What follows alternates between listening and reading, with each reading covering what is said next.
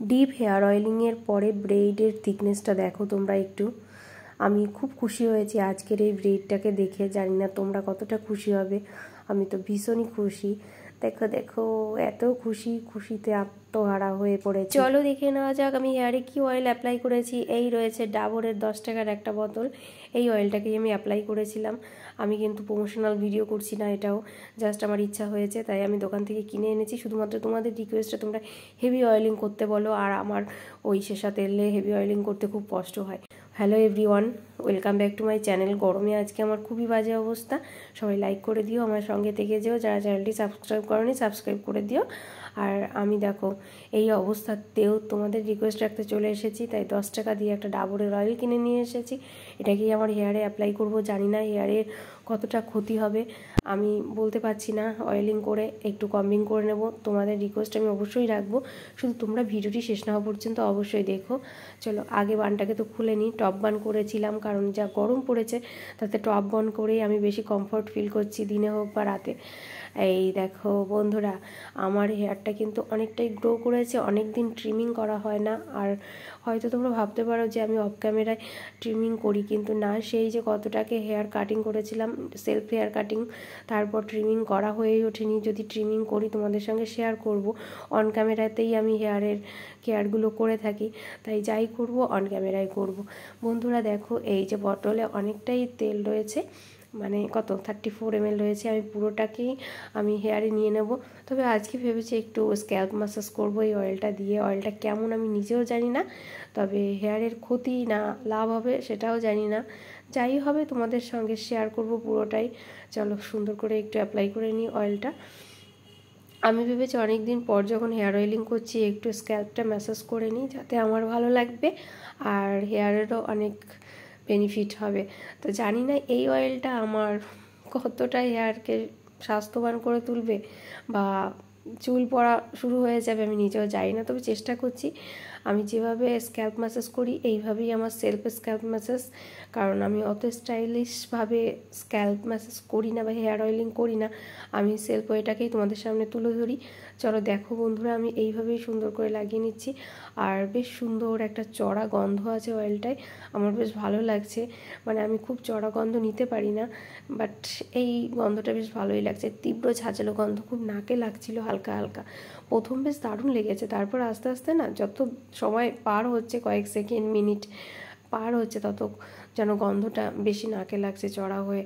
কারণ আমি একটু হালকা স্মেল পছন্দ করি, তাই এটা আমার প্রথম ভালো লাগলেও যখন কম্বিং করছিলাম তখন আর সহ্য করতে পারছিলাম না।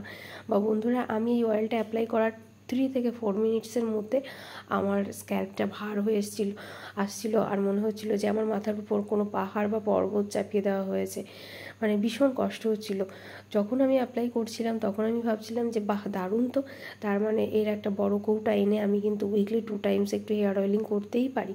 হেয়ার অয়েলিং তো করা হয়ে ওঠে না, শুধুমাত্র ওই ভিডিও করার দরুনই হেয়ারে অয়েলটা অ্যাপ্লাই করি। তবুও এটা দিয়েই মনে হয় আমি শান্তি পাচ্ছি, আর এটাই ইউজ করব ভেবেছিলাম। সেটাও চলবে, তার মাঝে মধ্যে এটাও ইউজ করব, কিন্তু এটা অ্যাপ্লাই করার পর আমার যা শরীরের কন্ডিশন হয়েছিল আফটার 5 মিনিটসের মধ্যে, তাতে আমি আর তোমাদেরও সাজেস্ট করতে পারছি না, বা আমি আর স্বপ্নেও ভাবতে পারি না যে এই অয়েলটাকে আমি আমার হেয়ারে অ্যাপ্লাই করব আর কোনো দিন। তো বন্ধুরা, এই অয়েলটা ভীষণ ভারী রয়েছে। এর মধ্যে রয়েছে আমলকি আর সর্ষে দিয়ে তৈরি এই তেলটা। সর্ষের তেল এমনিই খুব ঝাঁঝালো আর খুব ভারী হয়, আমরা জানি। তাই এই তেলটাকে আমি রিকমেন্ড আমি হেয়ার অয়েল হিসেবে করছি না। আমি বিশেষ করে আমার নিজের জন্য আমি এই অয়েলটাকে হেয়ারে অ্যাপ্লাই করার পর যখন হেয়ার ওয়াশ করেছি, তোমরা সবাই জানো আমি হেয়ার অয়েলিং করার প্রায় 10 মিনিটস বা হাতে যদি টাইম থাকে 30 মিনিটস পরে হেয়ার ওয়াশ করে নিই। আমি 20 মিনিটস পর আমি হেয়ার ওয়াশ করেছিলাম। আমি 3 টাইমস অ্যাপ্লাই করি শ্যাম্পু, তোমরা সবাই জানো। তা আমি যখন 3 টাইমস অ্যাপ্লাই করেছিলাম শ্যাম্পুটা, তারপর আমি হেয়ারটাকে সুন্দর করে ড্রাই করেছিলাম ফ্যানের নিচে বসে। দেন আমি তখনও বুঝতে পারছি যে আমার মাথার উপর কিছু একটা পাহাড় বা পাথর জাতীয় জিনিস বোঝা চাপিয়ে দেওয়া রয়েছে এখনও। মানে আমার এতটাই তেলটা ভারী ছিল যে আমার মাথাটা হালকাই হচ্ছিল না।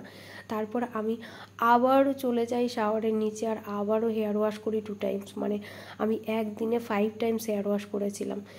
আমার জীবনের সবথেকে স্মরণীয় ঘটনা, আমি কোনোদিনও এই ঘটনা ভুলবো না। কারণ কি বলবো এই অয়েলটা সম্পর্কে, আমি না কোনো ভালো কথা বলতে চাইছি না কোনো খারাপ কথা বলতে চাইছি, কারণ অনেকের ভালো লাগতেই পারে, সবার তো সব জিনিস শ্যুট করে না। তাই এই তেলটা আমার শরীরের জন্য শ্যুট করেনি, জানি না যে আমার হেয়ারের জন্য কতটা শ্যুট করেছিল।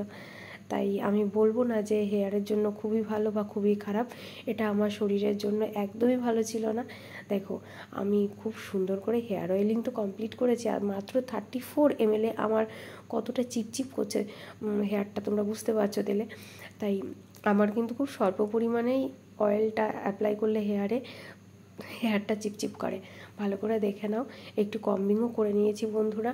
তা দেখো এই যে আমার ব্যাক রয়েছে, মানে ব্যাক হেয়ার রয়েছে, দেখে মনে হচ্ছে যেন একটু অল্পই অয়েল হয়েছে এখানে, এরকম মনে হতেই পারে, কারণ আমি তো একা একা সেলফ অয়েলিং ততটা পারি না, আমি সেলফ কোনো কিছুই পারি না, আমি সব অন্যের ক্ষেত্রে করে দিতে পারি, হেয়ার স্টাইল বলো যে কোনো কিছু।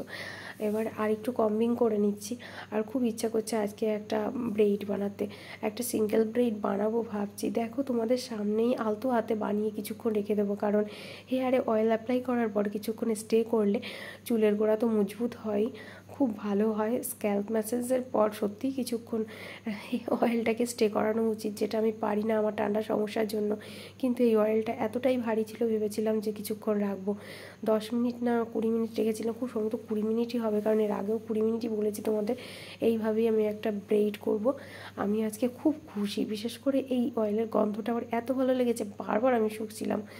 আমার এই শোকা জিনিসটা, মানে বিভিন্ন জিনিসের স্মেল নেওয়াটা আমি একদম পছন্দ করি না, কিন্তু এই স্মেলটা আমার এতটা মন কেড়ে নিয়েছিল যে আমি বারবার নাকের কাছে নিচ্ছিলাম হেয়ারটা। চলো একটা সুন্দর সিঙ্গেল ব্রেইড বানিয়ে নিই।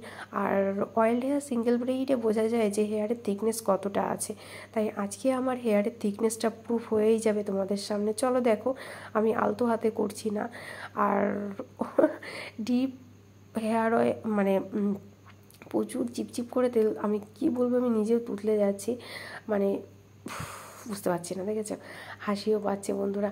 বেশি পরিমাণে চিপচিপ করে তেল দেওয়া চুলে টাইট করে বাঁধো আর হালকা করে বাঁধো, তোমার চুলের থিকনেসটা বোঝাই যায়। আমি কিন্তু মোটামুটি বেশ টাইট করেই বাঁধছিলাম, একেবারে হালকা করে নয়। তবে দেখো আমার চুলের থিকনেসটা অনেক কমে গিয়েছে, বা মানে বিগত 2 সপ্তাহ আগে যে থিকনেস ছিল তার থেকে একটু বেড়েছে বলা চলে, কিন্তু প্রায় 3-4 মাস আগের থেকে অনেকটাই কমে গেছে। আমি চেষ্টা করছি যে থিকনেসটা একটু বাড়ুক। চলো একটা গার্ডার নিয়ে আসি, চুলের গোড়ায় আজকে একটা গার্ডার দেবো। আর এই দেখো ব্ল্যাক কালারের একটা গার্ডার নিয়ে জলদি জলদি চলে এলাম। চলো তাড়াতাড়ি করে গার্ডারটা দিয়ে দিই চুলের গোড়ায়, দেখা যাক। আমার তো খুব ভালো লাগছে, এরকম ব্রেইড বানাতে আমার ভীষণ ভালো লাগে। সাইডে একটা সিঙ্গেল ব্রেইড হবে, দেখতে খুব ভালো লাগে। একটু আঁচড়ে নিলাম, দেখো চুলের ডগাটা ঘোড়ার লেজের মতন লাগছে। এই দেখো, আমি কখনো এতটা চুল রাখি না, আরও একটু বেশি করে বেনুনি করে তারপর ছেড়ে দিই, কিন্তু আজকে কি মনে হলো একটু বেশি রেখে দিলাম। দেখো থিকনেসটা তোমরাই একটু দেখে নাও। আমি চেষ্টা করি, কিন্তু আমার হেয়ার কেয়ার করতে পারি না, বা তোমাদের রিকোয়েস্টের ভিডিও সবসময় আনতে পারছি না, বা ইরেগুলার হয়ে গেছে, ডেইলি ব্লগ হেয়ার ভিডিও কিছুই আসছে না। তার কারণ আমার শারীরিক অসুস্থতা, আমি ভীষণ ঠান্ডায় ভুগছি। আমি জানি না কেন এই বছরটা 24 সাল মনে হচ্ছে আমার একদমই ভালো যাবে না। বন্ধুরা, আমার ভালোবাসা তোমাদের সঙ্গে রয়েছে, ভালো থেকো, সুস্থ থেকো, আর আমার সঙ্গে থেকো। টাটা।